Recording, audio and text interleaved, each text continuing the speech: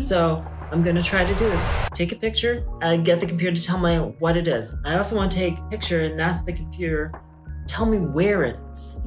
If I can get the computer to tell me, okay, you have a bookcase, a couch, and like an office chair, and they're roughly on the left and roughly on the right, roughly down there, I will be so happy in 2 months, because then I can tell a robot, go to this place or go to that.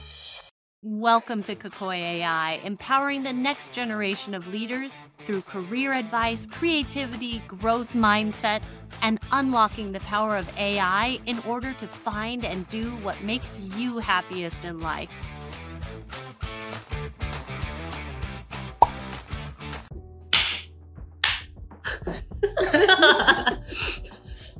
Apple's device integration is still the best. Like I literally got a top of the line, like Windows laptop, and oh my goodness. What did you do with it? Did you get rid of it, or? Oh no, that's what I've been using to build my video game that okay. I just released. And you're forcing yourself to use the Windows machine? Well, I have to, because it's much better for video game development. So can you go to the image of it? The solar glare palm? Yeah, the fry scraper? Yeah. Do you know about this building? No. This building is infamous in London for melting cars. The problem is that it works like a solar mirror. So the sun at certain times of the year will focus in on that glass, and because the glass is slightly concave, reflection will be hot enough to melt plastic. That makes sense. But I mean, even the best architecture gone through computers still is a problem. Yeah. You just can't trust machines entirely. You need the human to go, yeah, maybe that's going to be a problem. And that comes from experience.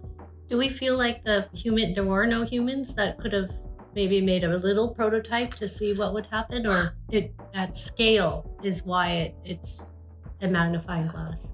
I honestly don't know. But I do think that now that we know that's a problem, we can put that as a rule into the machine. And then it can prevent fry scrapers in the future. Because I think there was something, this is in the UK, I feel like there was something like that in New York as well. I think so. Okay. And so this one, it's in the image of sort of like the grandmother, having a birthday celebration. If you look at the text just says a grandmother. But then this was the canonical image of what a grandmother looks like. Fortunately, I mean, most of the crowd behind it is kind of like diverse, and it kind of looks kind of cool. But I'm always wondering, how do we make sure that when somebody says a grandmother, people are well represented?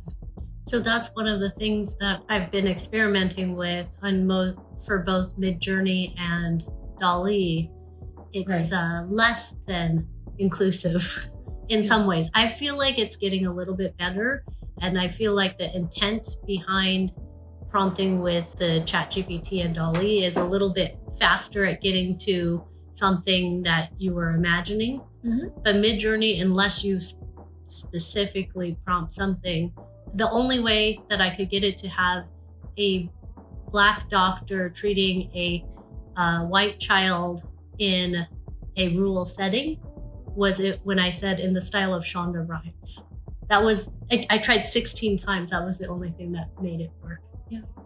And if you think about, that's exactly what the current set of language models do, right? They take what is out there and who are the people who are putting out most of the information, most of the content, and that's what it uses to train on, right? So it only makes sense. If you feed it only a certain diet, you get the same kind of food out. Right. So if we believe we want a different kind of outcome, we really, really should, feed it a more diverse diet. Yeah. Right. And how do we give it more diverse diet? And that's part of my wanting to lean in with the AI is that who else but you is going to give your perspective in order to be included in the data set. It's almost like the data set has to know who you are, because a lot of things that you get back, they're sort of like culturally kind of like part of your context. Like there's a lot of political stuff going on in the world right now. And if you say who is like the optimal leader, depending upon where you are, that varies. What are good hygiene practices? that varies. And there's no way for the computer to know, because the computer's trying to be very general about it, right? Could you detect based upon language and how the words they use? Maybe, but I don't know that we're that far ahead of like understanding who you are and then trying to serve you an answer. And even if you get served the answer, you know, maybe the responsibility is, hey, we should open your eyes. It's like you're seeing like a diverse crew behind the grandmother. Some people, that's a trigger. For me, it makes me happy to know that like there are many people in this photo. I'm going to take a second to welcome everyone to Cocoy.ai. I am here with a special guest. This is Amy. She is a longtime friend and amazing creative person that is on the cutting edge of technology, music, creativity, and she is here to talk about all of the things that she's been up to and what's coming next. Amy, would you like to tell me a little bit about what you're up to and how does that align with your values?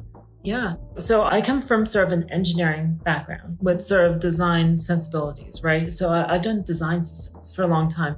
And for those people who don't know what design systems are, right, it's basically having a bunch of small pieces that have very well-known names. Like there's components and like there's colors and tokens, and you stick those things together and you get a product, right? So like menu bars or like widgets. And so that's kind of been my focus in the screen. And I'm kind of thinking about, well, what about outside the screen? You know, a lot of us have spent a lot of time over Zoom in the past few years, right? And so I want to figure out how can we help people with like accessibility, localization, how can we do that, but in a 3D context? And so in this 3D context, what are you doing? How are you going to help? Yeah, I'm thinking a lot about like making products for all kinds of people, right? From things that help you organize things like filing cabinets to accessible handrails, so that if you need a little assistance holding on to something, like you have a thing that you can interact with. That's cool. And so what made you think about doing this? Why go from a screen into three-dimensional space, or what was the catalyst? Well, you know, part of it is, you know, sort of a change in my career status. So suddenly I found myself with a little more time to like think about like some really deep thoughts about like, what am I going to use all my skills for, right? Like, I've been working in technology for a while, and solving problems for like web pages, that's great.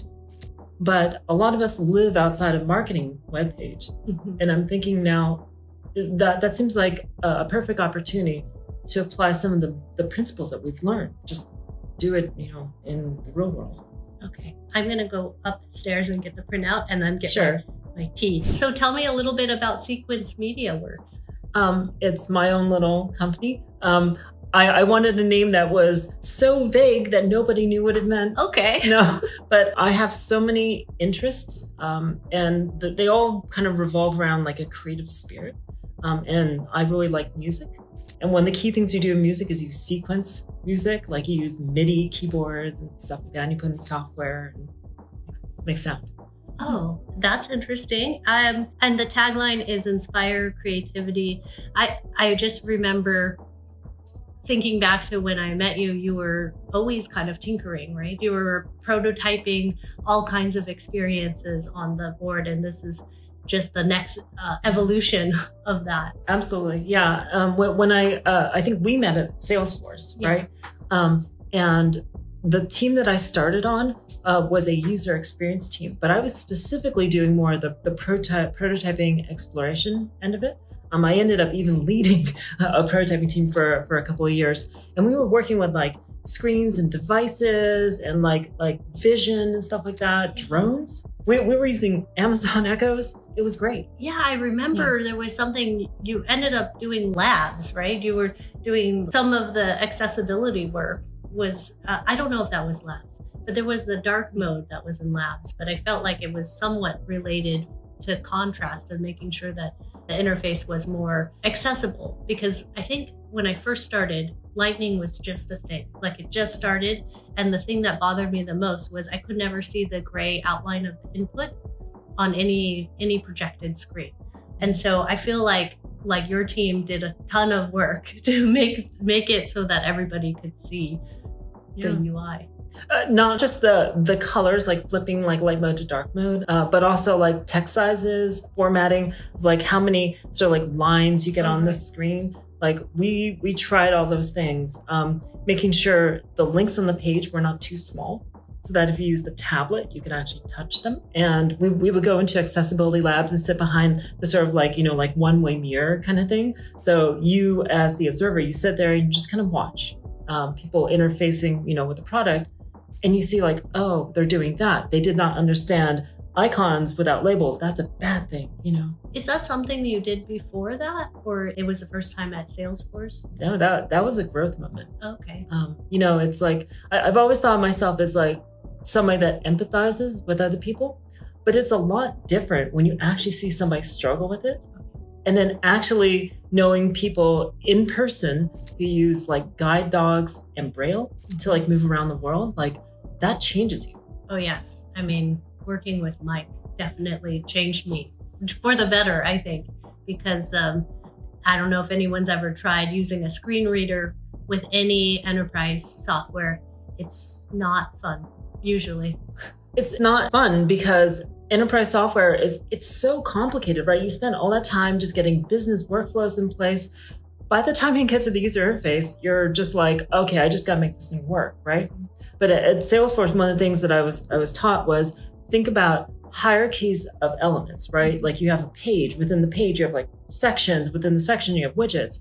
And if you name things in a certain way, and you do it in a way that a computer can read that, you get accessibility.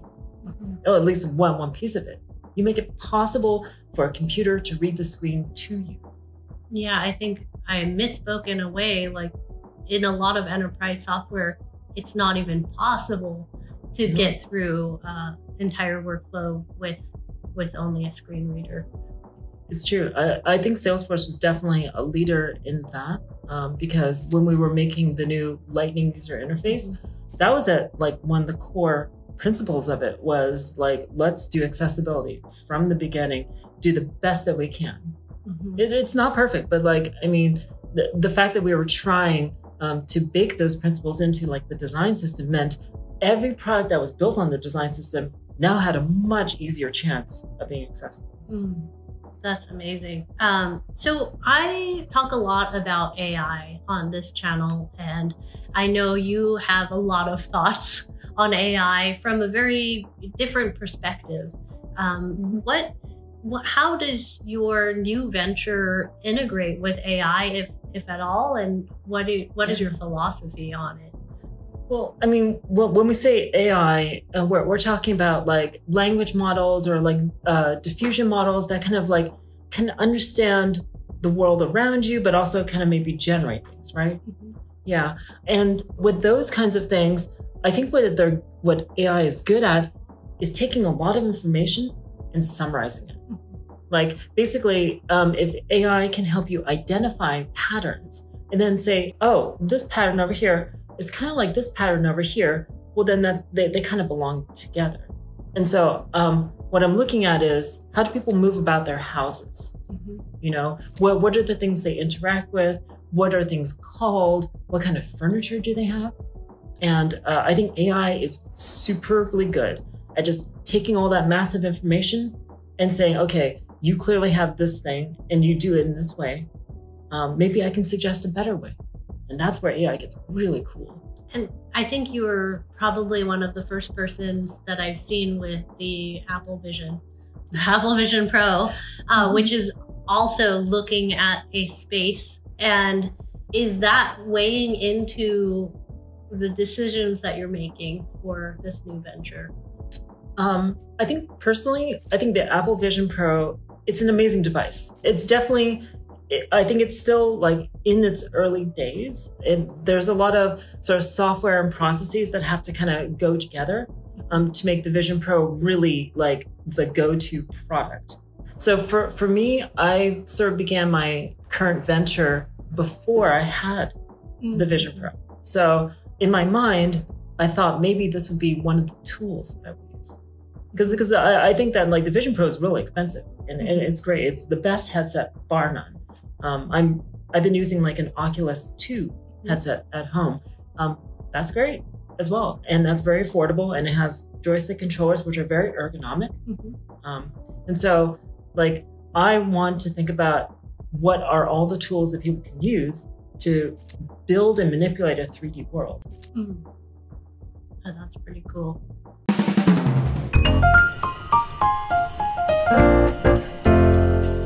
So on career advice and leadership, what are your thoughts on what makes an authentic leader? I think experience. Like there's a lot of personal experience. Like when you open your eyes and you see the people you interact with, or the effect that you have on people, I think that it builds this kind of like really cool feedback loop, and it lets you know, are you helping to guide people along their journey? And I think when you can kind of nurture somebody, that is a sign of a competent leader, of being able to say, let's go towards this particular vision, and you can understand how the other person is kind of interacting with you, and then you can nudge them in just the right way to get towards this shared vision, actually. If someone was interested in moving towards leadership, what advice would you give them? Ask a lot of questions and just, observe what are other people doing, what kind of makes them successful. And I know this sounds like the most generic advice, but it is kind of true. You look at what they say, how they do, who they interact with, and then just kind of understand the why, because you may not be able to do exactly the same things. You'll do them in your own way. But often it comes down to seeing the problem the way they see the problem, and learning that skill of kind of framing up the situation and saying, oh, these are good behaviors. This is how I can get people to kind of see the same thing. And maybe you're wrong. That's one of the cool things, is you learn that you had it wrong. How can you kind of course correct? So staying curious, staying flexible. Oh, absolutely. Just every single moment should be a learning moment. Like this moment right now. It's a learning moment. It's this is definitely a different setup than I'm used to, and I think that I'm learning a ton right in this moment. I have always respected your ability to learn new things. I think you shared with me some earlier iteration of your music apps, of being able to create music on your iPad or any device. What are you learning currently? Making things. Tell me, what is this? Did we already discuss what this is? I don't think so. So I recently got a 3D printer. And one of the things about the printer, it was missing a part. And one of the cool things is the printer can print itself. That's awesome. This was the missing part that holds the filament. It's one of those printers that it melts the filament and kind of draws it. And so if you look really, really closely, you can actually see the zigzag lines of where it printed itself. But yeah, I did not have this yesterday. And this morning, I have this. That's so cool. It's so cool. Well, and that, I remember the first time I saw a 3D printer, I thought, oh, this is faxing in 3D. That's how long ago it was. But it is much more true now than it was whenever 3D printing came out. It was so slow. Now you're able to do that in, how long did this take? This was a 5.5 hour print. Oh, okay. Yeah. So still a long time. Still a long time, but I mean, go ahead and hold that. It's solid. That is a well-made part. Yeah, that is pretty amazing. And then you can just attach it to the printer and it'll work. Exactly. I mean, I haven't even punched out a bunch of the support material. I kind of left that on there just to show you. But yeah, I mean, it pops out and then it's all the stuff on, but then you remove it. And then this space here clips onto the top of the printer. That's awesome. Yeah. And so this is kind of what I'm thinking about. And your question was, how do I sort of learn? How do I stay flexible about this? I don't, actually. I think the way I do it is I have a problem. I need a solution. And I just kind of search the internet, like, how do I solve this solution? Like, one day I needed this thing, right? Another day I'm going to need a different vehicle. Like, I'm just going to search the internet, get a solution, and then just work backwards on the steps. And sometimes those steps say, hey, you got to learn new technology. Sometimes those steps say, hey, Tiffany, you know a thing, or you know a person. Let me go and talk to that person. So.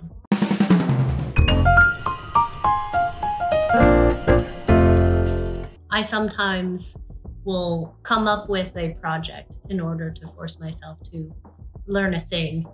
But I think it's a practice that I don't think everybody does. I don't think everybody is open to learning new things all of the time and jumping in 2 feet and this is a problem you want to solve. I need X, Y, and Z to do it. I'm going to learn X and Y and I'm going to find someone to do Z. I think that's something that's unique and really shows a growth mindset. I think one of the reasons why that happens is we're afraid. We're afraid of failure, right? This was not the first print that this printer made. I only started using this printer yesterday, but this was not the first print. The very first print, it started printing out the bottom and then the bottom peeled up. And I was like, oh no. And I had to like recalibrate the printer. And I just sat there with a glass of water staring at the printer calibrating itself. It took me like 3 hours to recalibrate the printer. And for a moment there, I'm just like, I think I'm going to go ahead and just stop this project and go to bed. I think I'm just going to shut the book, you know, forget about this. This is not for me. I cannot go any further. But I sat there. And then I twiddled with some things. I cleaned some parts. I twisted a thing. And I sat there. And then it succeeded. And then I got this print. And so the lesson there, I think, is like, it's okay to have that feeling of like, oh man, this is so hard. I have no idea how anybody does this. And just kind of sit in that, soak in that. And then go, yeah, but I kind of want this. And you just kind of just persist and you got this. I think it's okay to take a nap also. Like sometimes that's the best refresher advice is when you're frustrated, come back to it later. It's not something that needs to be done right now. Or if it does need to be done right now, sometimes you have to work through it. Sometimes taking a nap is the right answer. True. You shouldn't feel pressured. Right. Like, I mean, I think of the brain as kind of like a muscle, right? Like it works very hard, but it's going to have time to recharge. But I think one of the interesting things to me is like the brain can make concepts and those concepts can be goals. And the thing is, if you still believe in that goal, like I have some really big goals I'm trying to reach right now and they're so far away and I have no idea all the steps between here and that goal, but I know what life will be like with that goal. And that's what drives me forward is just knowing where I'm driving to. Yeah. I don't know, like I may run into a roadblock. Like I didn't know that this thing might not print. That was not a thing I thought of last week. But like just this weekend, I launched a video game. Tell me about that. I had no idea how to program a video game on January 1st of this year. But I said, I want to learn 3D environments, 3D modeling, controllers, and all that stuff. What is a good, fun way to do it? I've always wanted to build a video game. So let's do that. So I just Googled, how do you build video game? And it said, you can use some of these popular frameworks. And I said, okay, what's the coolest looking one? And I talked to a bunch of friends and they said, you should use this particular framework. Oh, do you mostly Google still, or have you switched to asking some of the LLM? I do both. Okay. My usual workflow in 2024, this is what my workflow is. I think about a thing. If I know a person, I'll call them and I'll ask them. Yes, I still call. And I'll have a conversation. I'm thinking about this. Am I thinking about it in the right way? And then I will ask ChatGPT. I will literally say, what is this thing? But it's always this like sort of like trust but verify relationship because I've gotten enough weird stuff back. I'm just like, okay, here's some words. And then I will do a web search. Yeah. Just to verify. And then all the pieces kind of get painted in. And I go, oh, right. That is actually a valid choice. Yeah. So how accurate would you say ChatGPT was? Like 50%, 70%? I would say that it has good days and it has bad days. That is my experience too. I don't know why. Is there a way to, like, sometimes I feel like ChatGPT has different brains in it. And sometimes I'm tapping into the one that gives me good answers. And sometimes I'm getting this one that is super not the right answer. And you can tell it's very unverified and hallucinogenic. You're not wrong, because I think that's literally how it works. Is that some days you get the right part of the brain that has all the right answers, and then another day, the roll of the dice says it takes this part of the brain and it just gives you the wrong answers. Yeah, I wonder how to make that or trigger the right part of the brain more frequently than whatever. It'll that is for other people to solve. It'll sort itself out. Yeah. Do you want to go through some of the stuff on the drive? Sure. Let's see. Okay, so we're looking the picture, young man sitting on a cloud reading a book, right? So sometimes one of the things is, you put a prompt in and you want to get back a certain kind of a photo that tells a story or whatever. And this one returned this particular person. And that's great. Are you using ChatGPT or what are you using? This was literally from the new Cocoy.ai marketing page. Yes. So I was just picking examples from Cocoy.ai. And they're doing video now, right? These were the videos. These were the videos. These were the videos. So then this one is a prompt as a movie trailer featuring the adventures of the 30-year-old spaceman wearing a red wool knitted motorcycle helmet. I can't even say that. That's such a weird prompt. But yeah, I mean, it came up with this particular image, right? Mm-hmm. I mean, which is very, very cool. I am astounded at what we can do today. But then you have to be like really, really specific to get exactly the sort of like actor that you want. Are you able to try it? No. Am I able to try Sora? Yeah. No. No, nobody. Okay. No. I think they're still in a validation and verification phase. Okay. I did see the monkey playing chess. Did you hear about the Twitter thing? No. Well, Mr. Beast. Are you familiar with Mr. Beast? Okay. My kids informed me of who Mr. Beast was. It's not my demographic. He is a YouTuber. I mean, everybody knows that probably by now. But he tweeted or X'd, I don't know what to call it. He zeeted. Sam Altman saying, when are we going to get to try Sora or whatever? And Sam's like, well, what do you want to see? And he said he wanted to see a monkey playing chess in a park. And so Sam tweeted back with the monkey playing chess in the park, and it broke the internet for a little bit. I think people were really ecstatic. And then all these, I saw it on LinkedIn. Someone posted about the most famous monkey playing chess in the world or something.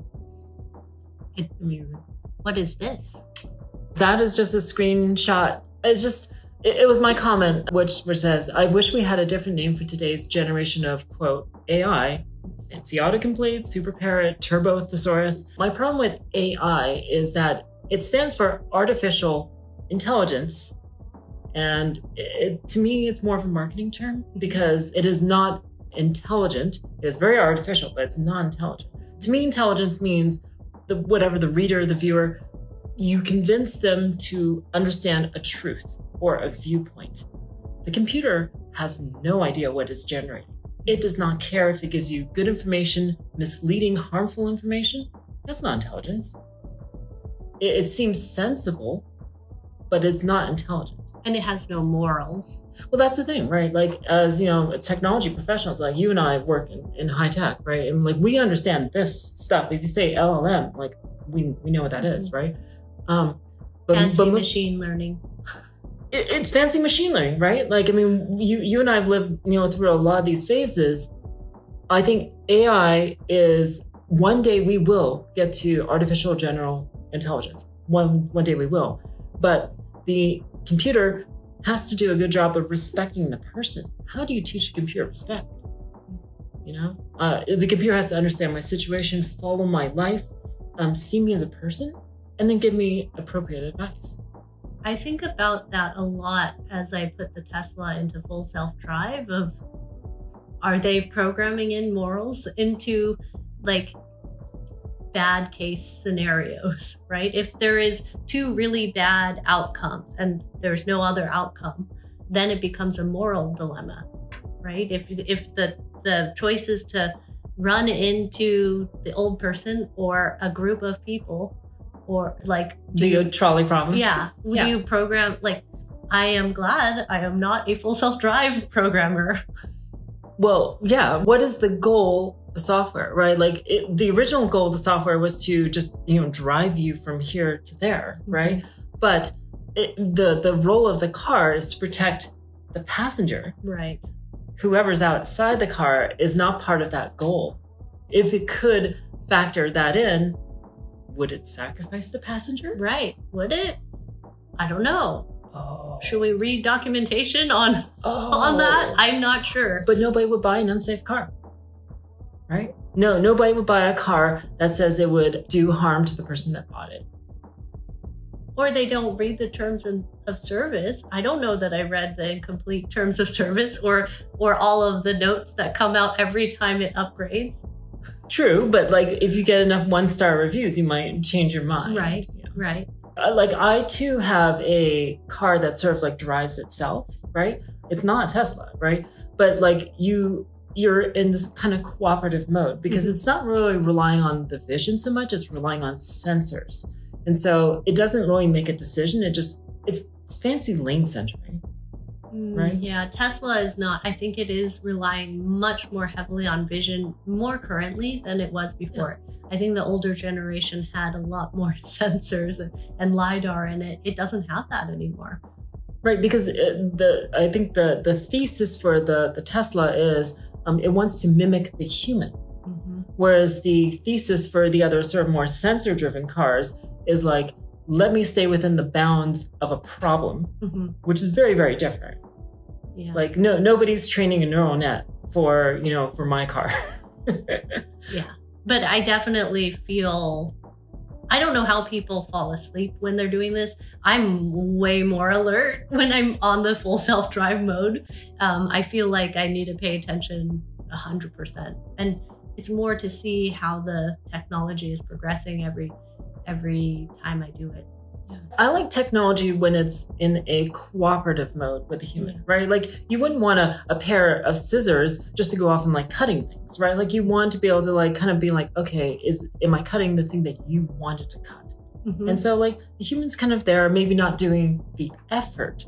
I think that's the great thing about machines. Machines take the effort away. Like I could have made this part just simply out of plastic. I could have just sat there and just like whittled plastic away, but I didn't have to. But I did supervise it. I stopped the printing when I went to bed because I didn't want, to overheat and cause a fire hazard. But I knew that as a human. So you can pause and resume the printing. You don't have to do it all in one. Oh yeah. In fact, this one has an error in it. You can tell where I paused it. I went about that far and it left a little bit of a nub there. And then would you go back in and sand that down or? Oh yeah. I would. But this is also not like a super finished product where I cared about like that finishing quality. Yeah.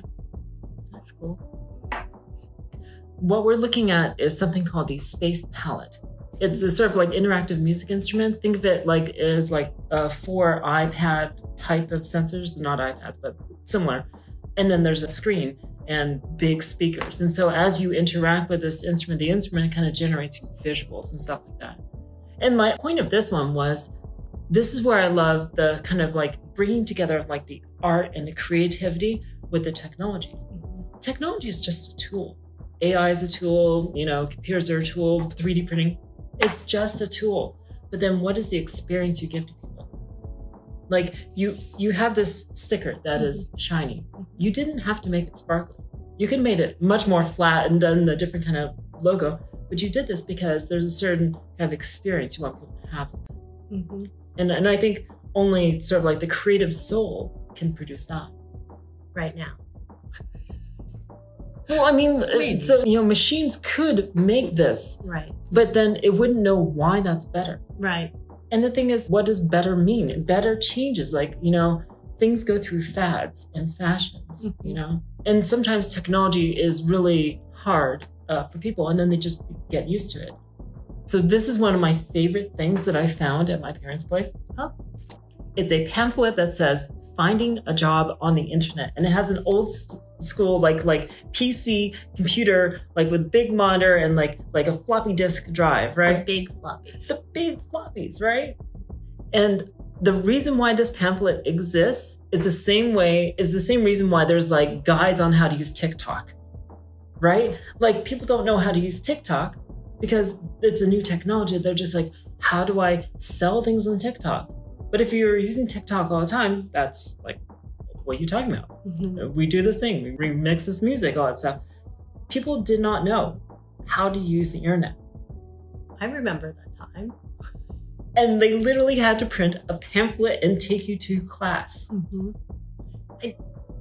I didn't think you could get on the internet with a computer like that. Like I think maybe you could, but I feel like it was a generation later. I'm pretty sure it was the smaller floppy disk that could go online. What do you think? I don't even remember. But all I know is that somebody found that clip art and they said that represents computer to people. They had to make that probably with some sort of like Adobe Illustrator of the past that had some sort of vector-based thing, because it looks. You're a designer. You understand these things. Yes, I do. Yeah. But it's very interesting. Yeah.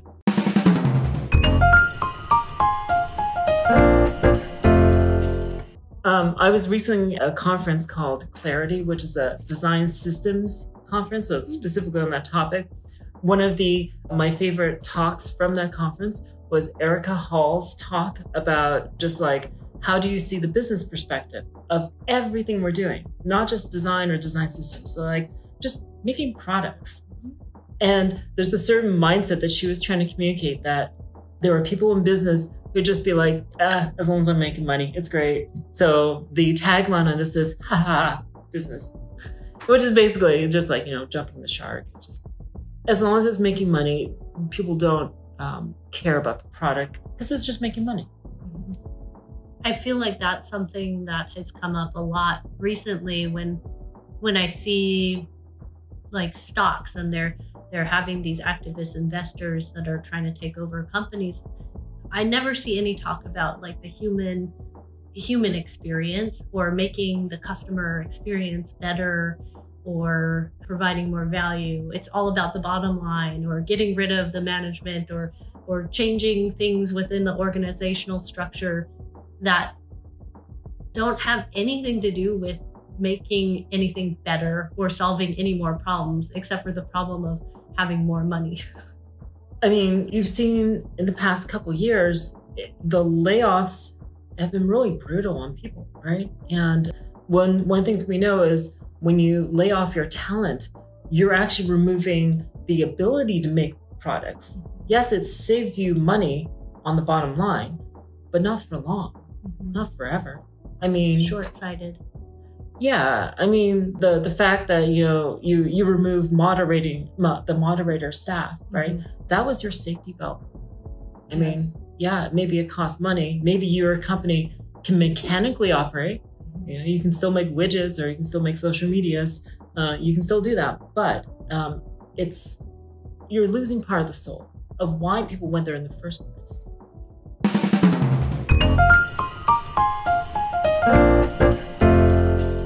I see that a lot as companies age and get bigger and bigger. They move away from this exploration and innovation phase into one where it's more streamlining what exists. And it's like I think it's part of the innovator's dilemma of like, you are at this company because you want to create something new and be a problem solver.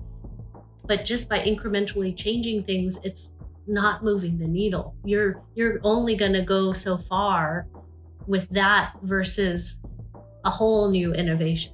I firmly believe that I feel suffocated when it's the growth of a company gets so big that it just becomes so focused on slight iterations rather than the bigger problem solving. Don't you feel that is kind of the way the game is, right? Because like in the beginning, we're the creatives, right? Like we come in and we think big and we come up with a solution. We get the product market fit just right. And everything feels fresh and new and amazing. And now then there's bean bags in the office, you know, and zip lines and whatever.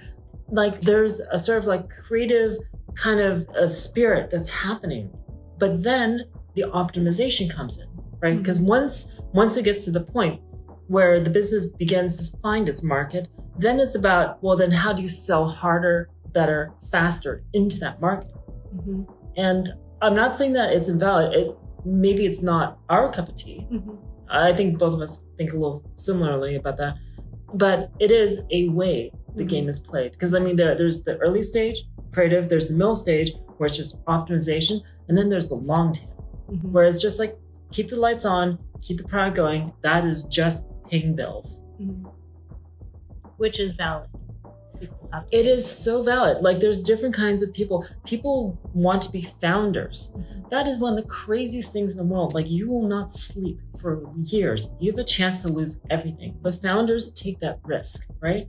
That's not for everybody. And so some will join like sort of a mid-stage startup, right? So there's a little less risk. They get healthcare, they get all these things, right? And they build friendships at work, and it's very sort of like collegial. And then there's the people who just want to show up at work, do a thing, go home, watch TV. Those are 3 valid lifestyles. Which one are you? I don't know. Yeah, that's true. That's totally true. There are people that eat the same food all the time, and that's fine. I think that's the best part about freedom, is that you should just be able to do what you want as long as it's, you know, for you and not hurting somebody else. Yeah, I agree. Do I wish that there was a little bit more safety in the more innovative side? I do. I wish there was a freedom that you could explore. Well, let me put it this way. In experiences in large organizations, I see incredibly talented and creative people that are going to work and they're doing their job. They're doing great work, but their creativity is outside of work. They are doing creative things on the side. How can those side things be the front and center? Or maybe that's more of a wishful thinking or something you do when you make enough money to be able to do that. I just wish there was some way to make more of the really interesting projects come to life. And that, I'm glad you think that way, right? That's not for everybody, but I'm glad you think that way. Like, it's definitely a privilege to be able to say, oh, I don't like that situation. I'm going to change the situation. I'm either going to create my own thing or join a different friend's company or just do something all different altogether, go back to school, right? Like when you have that choice, I think you also have the responsibility of like, oh, to realize that is a choice that you can make. There's many people who just don't. I know people who are just working any job they can right now because they have to. And is that valid? It's totally valid because that's what it is right now. I don't think that they think that is their future, but you never know. Yeah, I mean, if I'm talking more personally, I definitely feel like there is added pressure to make something work within a certain amount of time, but it is a privilege to even have that amount of time to do anything. Like, exactly. I mean, we could not have had this conversation without basically enjoying, you know, all the technology and all the stock grants and things like that. We benefited from that. Oh, absolutely. And now I'm in that position where I feel like I need to give back. And so that's why I'm trying to kind of turn technology back around and like truly give it back to people. Did you want to go through of how you were giving back to people? I don't know if it's ready or... Well, I mean, it's just an idea. Yeah. Right? Yeah. Like, I think that the best ideas are the ones that are the most free. We still all can make a lot of money. That I'm not worried about the money aspect. I'm worried about giving people opportunity. If you think about it, that's really what money is. It is the ability to be able to do something that you could not do if you didn't have the money. And so, like, I want to give people a way to make money with their own creativity or their own grit. And one of the problems that I think of right now is like things just don't interface together very well. There's all these barriers, like closed systems. Well, I want to make a system open. I think that's awesome.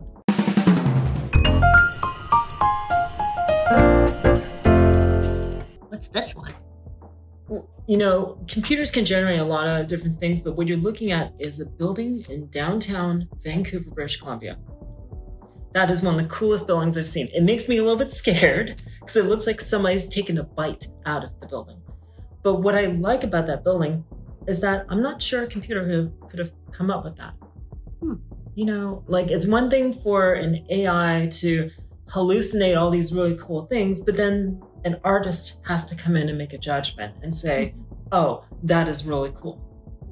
I think that's one of the things that I feel people miss on for Midjourney. I think some of the cooler things that come out of it are from someone that's creative, that is telling the tool what to create. Like, especially in architecture, I've seen some amazing buildings come out, but I think it has to do with how they're prompting it, how they're manipulating it over and over. It's not like they just did one prompt and that was the result of that one prompt. I think they're doing an iterative pass, and there's still a professionalism, or there's an innate design eye, or whatever you want to call it, the creative eye that is saying, this, out of the 4 images that you get back, this is the one that we're going to work with and keep moving forward from there.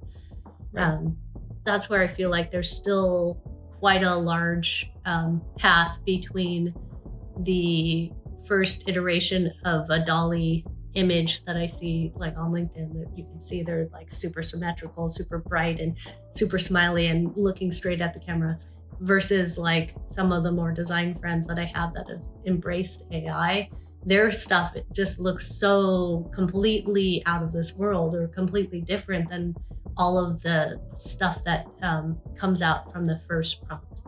And so I think that is not being replicated from the AI or the machine learning. In my opinion, it takes a person with experience to look at the image that comes back and then say, that's good, but I want to fix this one part, because I want the viewer to focus on this one part. Like, I've been making prompts to generate furniture recently, and I would get back an image. I'd say, no, I like this darker wood or smaller dimensions. Like, the AI could have generated that on its own, but it didn't. It required me coaching it to where I thought, okay, this is the story that I want to tell. I just don't have the skills to like draw the furniture, but the AI was able to draw the furniture, and then I'm able to kind of like nudge it. And so the skill of nudging, that's something only people can do. And it requires sort of reinforcing with your friends, or like thinking about things and going, oh yeah, that's a good decision. Let me do more of that. That's pretty cool.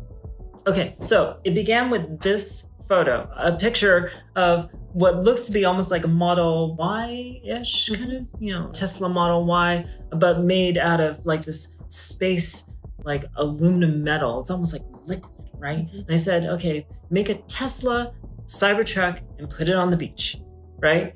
And this was the whole prompt of like, hey, generate an image and then say, no, make it more Cybertruck. And then, so if you go to the one on the left, it made it more Cybertrucky, but it ended up making more car and techie, like with triangles. And the wheels are now kind of pretty ridiculous. That's very cool, by the way, but it is like not practical, and obviously it would never look like that in real life. What did you prompt anything in the background? It kind of looks like a Newport beach or something. I did. And like, this was the human part of it. Just like, if I'm on the beach, you know, make it like sunset, make it like California palm trees, you know, like that. There should be groups of like people, family and friends kind of running around the background. Yeah. So obviously some prompting happened, right? And then I said, make it more Cybertrucky. And it came out with this, which is so ridiculous, it's impossible physically. Like, the wheels don't look like they even turn. They're very hexagonal. Not only that, they're kind of glued to the body. Oh, yeah. And kind of welded. But like, I mean, this is the diffusion model, right? Which is amazing, but at the same time, impossible, Right. Like, how do you even enter the driver's side door? You don't. I mean, the hatch is sort of there, but it's connected to the front fender. That's impossible. And so, like, the computer said that this is plausible outcome, right? Because in the diffusion model, it's just kind of like, taking an image and like trying to refine that image, right? So it refined it based upon its model, but it refined it wrong. I mean, but this is, again, like a roll of the dice. You got this brain. Like, I'm sure if I had just said, like, repeat the image, it would have made something a little different. Yeah. But I do like the series of prompting to make something more something. I've seen someone make it more British. Make it even more British. It's not British enough. Make it super British. And then it comes up with some really interesting ideas. Some very tropey ideas. Yeah, very tropey. I didn't want to do it with American. Yeah. Just shudder to see what will come out. Yeah. This was a complete weird thing. I was just like, let me think of the most ridiculous thing I could think of was like a guitar player playing a keytar, like kind of funk style on top of like a cruise ship with like fireworks under a full moon. I was just testing whether it could generate something of that type. It certainly did. This is making me think of a game like you could play. Have you ever played Eat Poop You Cat or Telestrations? Telestrations. It's the same game. So basically you could have AI generate the image and you have to guess what was the prompt to create this image. And I think that would be an interesting, fun little game. There's also something called Rocket Crab that's online that's similar. But part of the fun is being able to doodle it really fast with your mouse so it's really bad and then see what people come up with, and then you write a sentence just like Telestrations. Yeah, it's fun. I think this reminds me of maybe doing something like that with AI. Yeah, same thing. A superhero in a billowing cape on top of a skyscraper, but it's an avocado. I've been having fun prompting avocados into various shapes, actually, like a chair, avocado chair or banana chair. Yeah, pretty fun. And this is an example of like, the computer doesn't know that this is wrong, but clearly you and I recognize that there's a ladder hanging in midair, that there's this one person holding another person, but holding it like this. There's effortlessly, like, like Barbie standing up on the Barbie feet without the shoes, just effortlessly. And then we have this 3-armed individual defying gravity, by the way. Yeah. Well, I mean, people without heads veers on the more Escher-like. It kind of reminds me of like the staircase in the middle of nowhere that goes nowhere, but there's people all around. I think there's interesting opportunities for AI. This is a metal cutting that kind of like hangs, from like a window. It's not a sun catcher, but it's kind of like a window ornament. And it says, "Music is what feelings sound like." And this resonated with me. This is not AI. This is like an actual thing, right? But it's just like, this is the human part I feel that I don't want to lose in all this technology. I want AI to help me generate things, but only a person can really come up with that and really make it meaningful and make it in a way that somebody actually wants to put it as their motto in their house. Like to understand that phrase, music is what feelings sound like, you kind of have to know that from a musician or an artist perspective. And when you see that, you go like, oh, I totally get that. That's profound. Like you can feel it, right? It's also in the shape of a guitar pick. So it works on so many levels, right? And is it the size of the guitar pick or it seems bigger? Oh, it's definitely bigger. Okay. Yeah, no, it's like a full. Oh, we have reached the end. Yeah, so those are just some photos and cool. stuff. Yeah. So, Amy, what are you most excited about? I'm excited about actually trying to make things that change people's lives. I mean, I've said that for a long time of, being in the computer going like, oh, I can optimize this workflow for people, save people time, or make it more accessible. So now everybody has access to the software, and that's great. I'm so glad I did that. But now I want to step away from the screen. I want to think about, what's next for my life? What's next for my friends and family's life? How can I make their lives better? And so I'm going to try to apply all these things that I've learned, but I want to do it in the real world and make things. That's awesome. I can't wait to see what you build. This is day one. It's already physical. It's only going to be more physical from here. Talk to me in 2 months. Yeah. I may not be here. A robot may be sitting in this place, moving me around. I don't know. That would be interesting. It would be amazing if you could get a robot to carry you around. Yeah. In 2 months. In 2 months. That is a lofty goal. It's very exciting. Here's how I think about things. Is it physically possible? Yeah, sure. Robots, wheels, batteries, motors, software. It is physically possible. Is it practical to stick all these things together? I think so. We have robots that, like RC cars. We have robots that know where they are. We have cameras. We have software. So if it's just a question of how to make this recipe of putting things together, sure. Let's see what we can do in a couple months. And is there any AI tools or gadgets that you're excited about? Yeah, AI tools. Tell me more. Well, I was going to bias it by saying the Vision Pro. I feel like just technology in general, that you're excited to see where it progresses.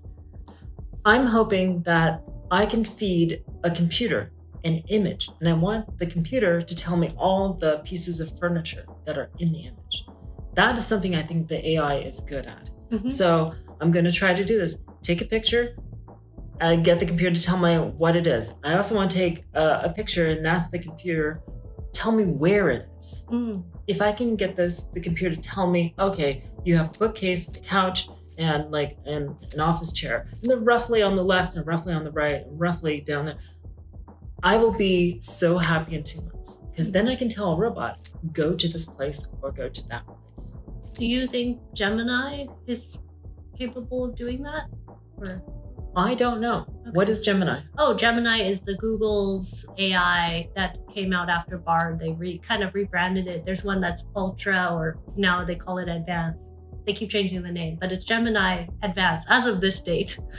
Yes. Okay. So I have heard that, but there's so many names out there, right? I don't remember which one is which. There's 100 Chat Bard, Gemini GPT. I don't know.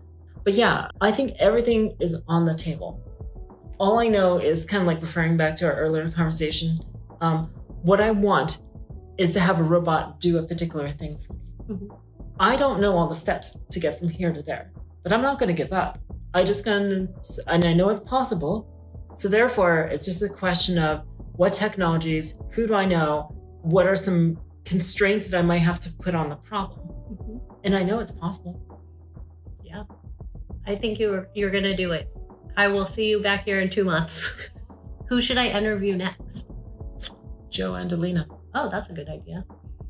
It is a good idea. Yeah. I think that kind of leaning into the whole creative thing, you came up with this, right? You made this with a few prompts, yeah. Right?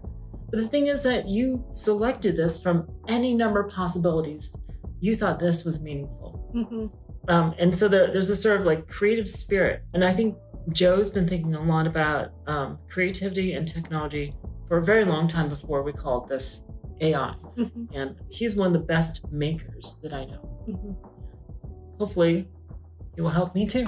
Yes. Amazing. I am so appreciative of you coming over and sharing your Vision Pro and all of your knowledge and what you've been up to. I can't wait to have you back with your robot. So fun. All right. Thanks, Tiffany. Thanks.